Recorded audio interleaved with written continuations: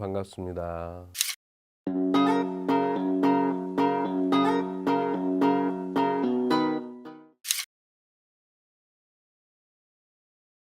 저는 중학교 1학년 때 교회 처음 갔어요.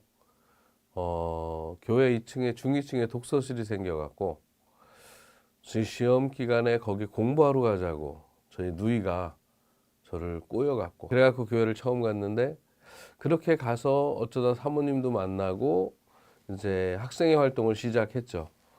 근데 그러다가 어느 날 성경이 좀 궁금해졌어요. 목사님 때문에 그랬죠. 무슨 문제가 있었는데 어쨌든 성경이 궁금해져서 성경을 배우고 싶은 마음이 들었는데, 결국에는 그 마음 때문에 신학대학을 갔습니다. 저는 목사가 되려고 신학을 한 게 아니고요. 성경이 궁금해서 신학대학을 갔고, 그러다 보니까 지금 여기 이 자리까지 와 있습니다. 제가 학생회 활동을 참 열심히 했는데 어느 날 목사님이 학생회 활동하는 것 중에 하나를 하지 못하게 하셨어요. 그래서 많이 실망감에 가득했는데, 저녁 집회 시간에 갔는데 성경 말씀하고 목사님 설교하고 아무 상관이 없는 거예요. 이게 도대체 무슨 뜻이지? 목사님 말씀하고는 아닌데? 이제 그런 질문을 갖고 며칠 고민하다가 전도사님을 찾아가서 성경을 어디서 배우냐고 그랬더니 신학대학을 가면 된다고 그러시더라고요. 그래가지고 신학대학을 마음 먹고 또 까맣게 잊어먹고 살다가 이제 여러 가지 어려운 일을 겪으면서 그 마음이 다시 생기더라고요. 그래서 성경을 어쨌든 배우자 하는 결심으로 어쨌든 갔습니다. 그리고 이제 고등학교 역사 시간에 보면은 처음 중세시대 때 대학이라는 것이 생겼을 때 이제 뭐 의학 또는 철학 또 신학 이렇게 세 과목밖에 없었다는 얘기를 들어서 그 중에 하나 공부하는 거 좋지, 단지 그런 생각으로 갔습니다.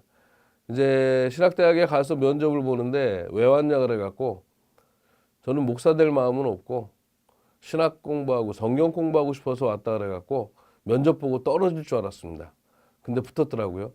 그래서 신학 공부하기 시작했습니다. 그래서 저는 사실은 IMF 때문에 단독 목회 일찍 시작했어요. 대학원 졸업하고 처음에 간 곳이 이제 포항에도 있었고 그다음에 이제 춘천에도 있었는데, IMF가 터지고 나서 교회 재정이 어려워졌습니다. 그러면서 이제 부교육자들이 이제 살 길을 찾아 가야 되는 상황들이 있었는데, 이제 그런 상황 속에서 저도 98년도에 저 전라남도 해남으로 내려가서 단독 목회를 처음 시작했습니다. 제가 단독 목회를 시작했는데 이제 안수를 받을 때가 됐어요. 그런데 안수는 받았는데 이제 안수를 받으면 취임식을 해야 되는데, 취임식을 받기 전에 제 의사와는 상관없이 교회를 옮기게 됐습니다. 그래갖고 많이 힘들었죠. 근데 이제 옮겨간 교회에서 거긴 장로님이 안 계시고 거기서 만 10년을 목회했거든요. 사실은 가만히 지금 돌아보면 그러면서 하나님의 말씀을 그때 원 없이 공부하고 설교하고 묵상하고 이제 그런 과정들이 그 10년 동안 이루어진 것 같아요. 그래서 이제 해남에서 그렇게 있다가 이제 익산으로, 전라북도 익산으로 올라갔는데, 지금 생각해 보면 그래서 익산에서 처음으로 책을 쓴 게 아닌가 하는 이제 그런 생각을 하게 됩니다. 이제 보면은 이제 열심히 교회 다니시는데 새벽부터 교회 모든 집회를 다 나오시는데, 마을에서 사시는 모습을 보면 예수 믿는 사람하고 아무런 상관이 없이 사는 분들이 많아요. 근데 저는 이제 한창 젊을 때니까 그런 모습을 보면서 내가 목회를 못하러 하지 하는 생각을 했습니다. 말씀과 상관없이 사는데 교회는 열심히 오는데 말씀과는 상관이 없어요. 그래서 내가 문제인가 그분들이 문제인가 이제 그런 고민을 하다가 이분들이 성경을 모르는 건 아닌데 성경을 전체적으로 이해하는 게 안 된다는 생각을 했어요. 그래서 이제 구슬이 서말이어도 꿰어야 보배라고 이제 그런 생각을 하면서 창세기부터 요한계시록까지 제가 한번 꿰봤습니다.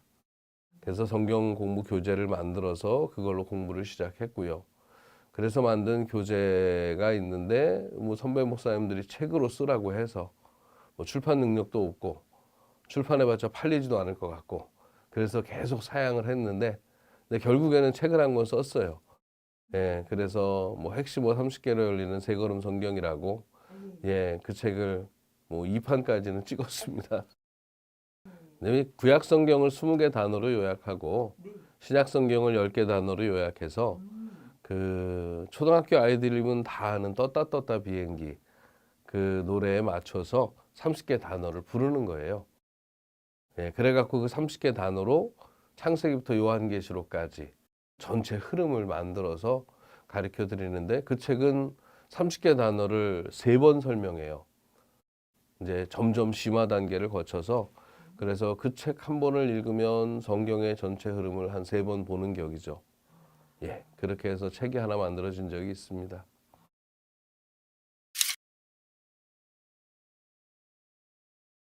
사실은 이제 제가 신학을 공부한 게 성경을 알고 싶어서니까요. 그렇게 목회를 하다 보니까 핵심 책을 쓰고 나니까 그 다음 스텝이 뭐냐면 성경이 다 해서 66권이잖아요. 이제 구약이 39권, 신약이 27권인데 이걸 장수로 따지면 1189장입니다. 그래서 새벽마다 한 장 설교를 시작했습니다. 예, 그래갖고 생각한 게 1189개의 설교를 쓰면 성경 전체를 본다는 거죠. 예, 그래갖고 그걸 했습니다. 그걸 해서 또 그것도 책으로 나오고 하여튼 그래서 어떻게 보면은 저는 그렇게 생각해요. 목사님의 설교가 성경 말씀과 상관없다고 생각했던 어린 시절 내용이 뭔지도 지금은 기억이 안 나는데 우리가 낚시를 던질 때 낚시 밥을 끼잖아요. 근데 하나님이 저를 그렇게 낚으신 게 아닌가 하는 생각을 하는 거죠. 그래서 성경을 궁금하게 했고 결국에는 30개 단어 책 쓰고 1189 책도 쓰게 되고 이제 그러면서 사실은 제가 은혜를 받았죠. 말씀을 깊이 이해할 수 있다는 것 그리고 그거를 대중적으로 쉽게 전할 수 있다는 것 이제 그런 것에서 하나님이 나에게 주신 소명이 바로 이것이 아닌가 이 사명이 이것이 아닌가 하는 생각을 했죠. 이제 그래서 지금도 이제 그거를 좀 더 심화시켜서 우선 1189장 글도 쓰고 성경을 한 5번 봤을까요? 설교 한 5번 하게 되는 것 같아요, 지금까지. 근데 요즘은 또 이제 그래서 그것보다 좀 업그레이드 된 것 하나 또 준비하고 있습니다. 그 이스라엘 사람들이 쓰는 히브리어는요, 그 우리말하고 구조가 좀 달라요. 저도 잘 모르지만 제가 지금까지 배운 거에 따르면은 우리 한국말은 끝말이 중요하잖아요. 근데 히브리어는 가운데 말이 중요합니다. 그래서 이제 신학에서는 그걸 키아즘 구조라고 얘기하고 이제 시편 같은 데는 이제 그런 구조로 많이 돼 있는데 제가 그걸 공부하고 나서 성경을 1189장을 보다 보니까 구약 성경은 물론이고 신약 성경까지도 이 키아즘 구조로 해서 한 장 전체를 볼 수 있다는 생각이 들었어요. 그러면서 이제 그 작업을 지금 하고 있고 그래서 사실은 장이 나누어진 거는 그렇게 오래된 건 아니에요. 그리고 성경의 모든 걸 장으로 구분할 수 있는 것도 문제가 있긴 해요. 그렇지만 지금 현재 우리가 가진 성경은 장으로 구분돼 있고 1189장이라는 그 나누어진 것 그것이 저는 대중적이라고 생각합니다. 그래서 그 대중성을 기반해서 성경 한 장을 짜임새 구조로 저는 이제 짜임새라고 표현하는데요. 짜임새 구조로 성경을 보게 하는 것. 그게 저한테는 되게 중요한 말씀을 묵상하고 설교하는 데 있어서 되게 중요한 원칙이 되거든요. 그리고 이러면서 또 하나 깨달은 건 뭐냐면 목사의 설교를 듣고 은혜를 받는 것도 좋은 거지만 저는 목사의 설교를 통해서 말씀을 볼 수 있다면 그게 더 좋다는 생각을 합니다. 목사의 설교를 듣고 은혜 받고 그 은혜에 충만한 상태로 신앙생활하는 것도 중요하지만 목사의 도움을 받아서 하나님의 말씀을 제대로 보고 그 성경 말씀에서 확신을 얻어서 평생을 살아갈 수 있다면 그게 훨씬 더 유익한 거고 요즘 같은 세상에서는 기독교의 복음 전파를 위해서 또는 신앙의 성숙을 위해서 정말 중요한 일이라고 생각해서 지금은 1189장의 짜임새를 A4장 한 장에 정리하는 일을 하고 새벽마다 그거를 한 장씩 하고 있습니다. 제가 지금 섬기는 진해중앙교회는 그 코로나로 인해서 교회 모든 예배를 교회 유튜브로 생방합니다. 예, 그리고 들어오시면 들을 수 있고요. 다양한 방법이 있습니다. 예, 아마 많은 분들이 다 똑같을 거예요. 제가 신학을 처음 시작했을 때 처음에는 이제 마가복음에 있는 거죠. 할 수 있거든요. 무슨 말이냐? 믿는 자에게는 능히 하지 못할 일이 없느니라. 이 말씀을 대학 생활하면서 많이 붙잡고 있었고요. 목회하면서는 이사야 2장 22절인가요? 사람의 숨이 코에 붙어 있으니 샘할 가치가 없다고, 결국에는 하나님만을 의지하라는 그 말씀이 항상 제 가슴에 있습니다. 나 가진 재물 없으나, 최덕신 선생님이, 저도 가진 게 없거든요.